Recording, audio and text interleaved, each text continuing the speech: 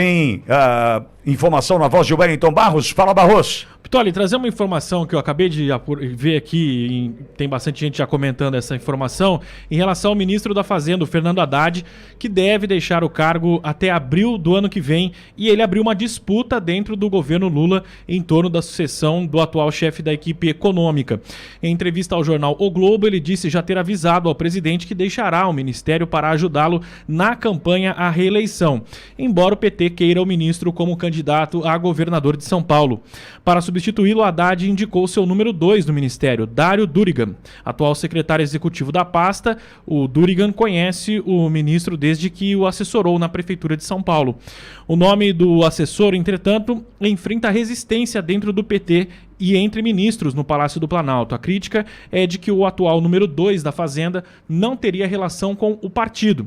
Lideranças do PT mencionaram ainda a relação de Durigan com as Big Techs. Além de assumir a Secretaria Executiva do Ministério da Fazenda, ele foi head de políticas públicas do WhatsApp no Brasil.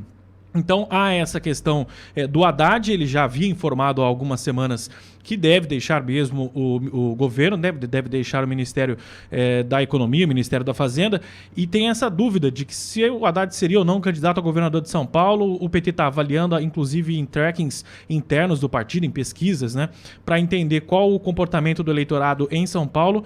Aliás, chegou a cogitar-se até uma possibilidade de disputa ao Senado, porque da mesma forma que nós estamos dizendo aqui já há alguns meses que é importante essas duas vagas para o Senado no ano que vem, a importância que ela vai ter para a próxima legislatura, a esquerda também está pensando nisso. Então tem a intenção, tinha pelo menos, de lançar talvez o Haddad aqui, o nome de Alckmin também chegou a ser cogitado para ser candidato ao Senado por São Paulo, mas tem a possibilidade também de o Haddad disputar o governo paulista. Oba. Mas ele diz que está saindo do governo para ajudar o Lula na campanha. Quando é que ele vai sair?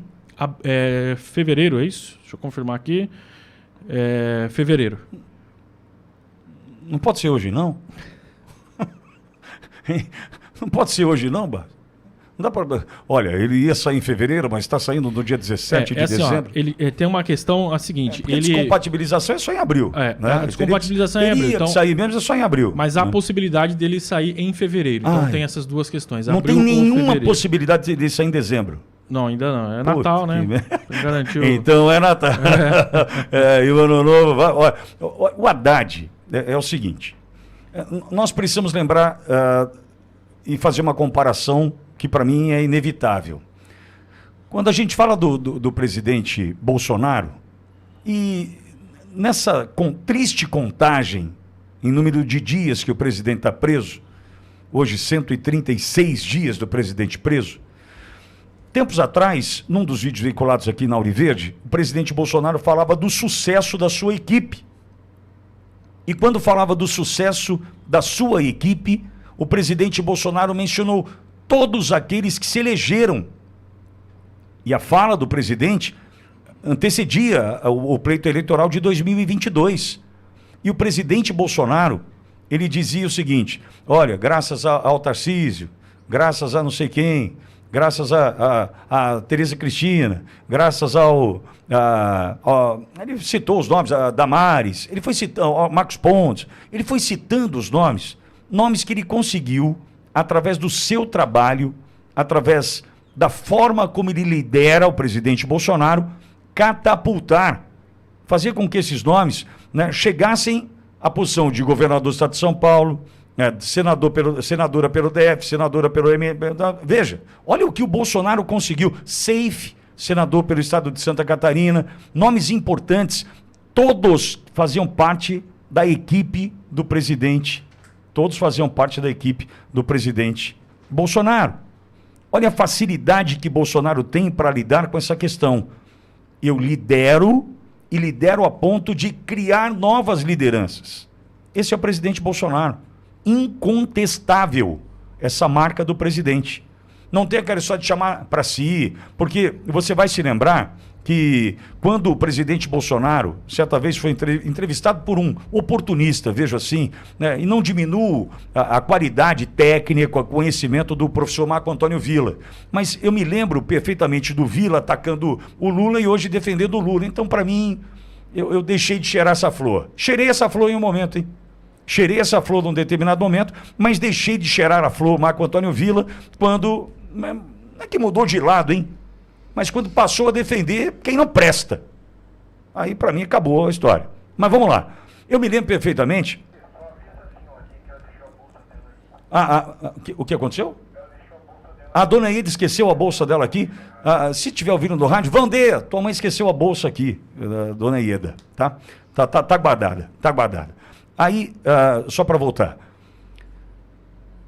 Quando da entrevista, em maio, eu me lembro a data, foi, salvo engano, 21 de maio de 2018, em entrevista ao Jornal da Manhã da Jovem Pan, o então pré-candidato à presidência da República, Jair Messias Bolsonaro, foi questionado, inquirido pelo professor Marco Antônio Villa. Villa queria dar uma entubada no presidente Bolsonaro, perguntando questões relacionadas à economia, a não sei o quê. Faltou falar de física, química, né? Faltou falar de astronomia, sabe essas coisas? Babaquice de entrevistador que acha que vai fazer pergunta difícil e vai complicar a vida do cara. É simples. Se alguém chegar aqui para mim agora na rádio, né, eu posso ser o grande comunicador, mas eu não tenho obrigação de saber de tudo. Longe de mim. Longe de mim. E o presidente Bolsonaro mostrou isso para o Villa, na sua humildade, na sua simplicidade. Villa, quem vai cuidar de economia é Paulo Guedes. Acabou. Eu não tenho que saber de economia. Eu tenho que ter o melhor nome para a economia. Eu não tenho que saber. E deu show o Paulo Guedes. Tanto é que a gente enfrenta a pandemia e sai lá na ponta com um caixa cheio de dinheiro entregue para o Lula, que destruiu o caixa. Então veja a importância de fazer essa distinção. Então, primeiro Bolsonaro, que lidera, que comanda, criando lideranças. Fernando Haddad, ele é a liderança do quê do PT? Veja, ele é o quê no PT? Ele é mais um nome. Fernando Haddad, Gleisi Hoffmann, Aloysio Mercadante, são nomes que estão aí, disputam a eleição para a Câmara, conseguem os seus votos, elegem-se, é certo, está aí. A Gleisi está eleita mais uma vez, foi eleita pelo estado do Paraná. Tem o Zeca Dirceu, meu Deus do céu.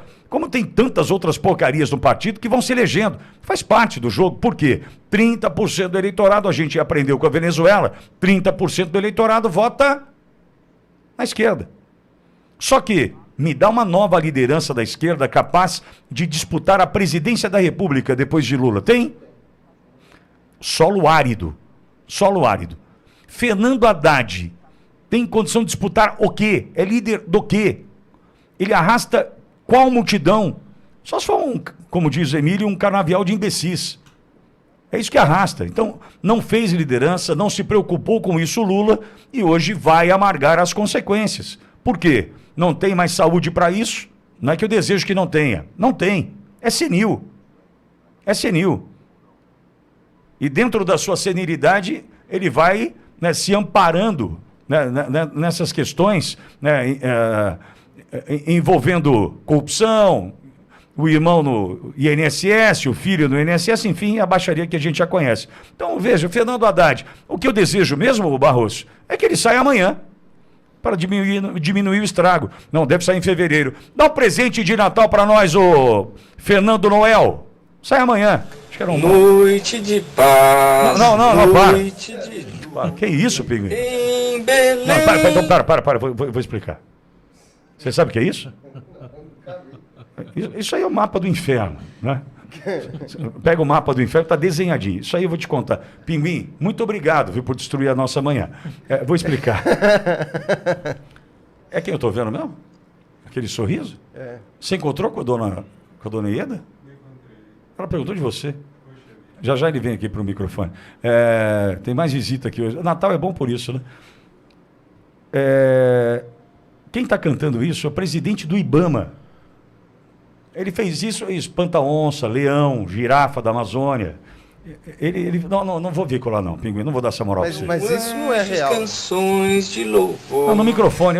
Teve um movimento aqui em Bauru, esse cara foi prefeito de Bauru 2 mandatos, destruiu Bauru, pior prefeito da história da minha cidade, joga esgoto in natura. Presidente do IBAMA, Instituto Brasileiro do Meio Ambiente, joga em esgoto in natura no Rio Bauru. que é afluente do Rio Tietê, com dinheiro no caixa para fazer estação de tratamento de esgoto. O incompetente não conseguiu. Por isso que leva o título o nome dele é Rodrigo Agostinho. E eu chamo de Rodrigo Esgotinho, porque ele faz isso com Bauru. Né? E ele um dia decidiu cantar Noite Feliz, eu sei que música é essa. Noite de paz, noite Não, para, de Pinguim. luz. Pinguim, por favor, menos. Menos. Meu Deus do céu. Vamos lá. Ô, Pinguim, me avisa quando você for fazer isso, pô. Tem que preparar a audiência.